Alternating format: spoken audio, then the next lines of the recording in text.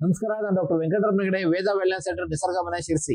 ಆತ್ಮೀಯರೇ, ಇವತ್ತು ಮಂಡಿ ನೋವು ತುಂಬಾ ಜನರನ್ನ ಕಾಡ್ತಾ ಇದೆ. ಹಾಗಾದ್ರೆ ಮಂಡಿ ನೋವಿಗೆ ಆಪರೇಷನ್ ಬೇಕಾ, ಸರ್ಜರಿನೇ ಬೇಕಾ?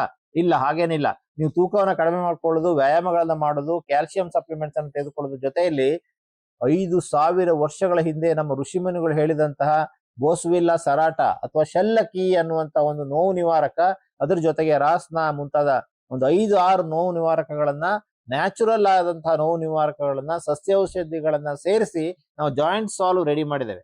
ನೋಡಿ, joint solve. So joint pain ಅನ್ನ ಕಡಿಮೆ ಮಾಡ್ಲಿಕ್ಕೆ ಇದು ಸಹಾಯ ಮಾಡುತ್ತೆ. ಅದು ಕುತ್ತಿಗೆ ನೋವು ಇರ್ಬೋದು, ಬ್ಯಾಕ್ ಪೇನ್ ಇರ್ಬೋದು, ಮೇನ್ ಆಗಿ ಮಂಡಿ ನೋವು ಇರ್ಬೋದು. ಸೊ ಇದನ್ನ ಬೆಳಗ್ಗೆ ಒಂದು, ಸಂಜೆ ಒಂದು, ಆಹಾರದ ನಂತರ 3 ತಿಂಗಳು ತೆಗೆದುಕೊಳ್ಬೇಕು.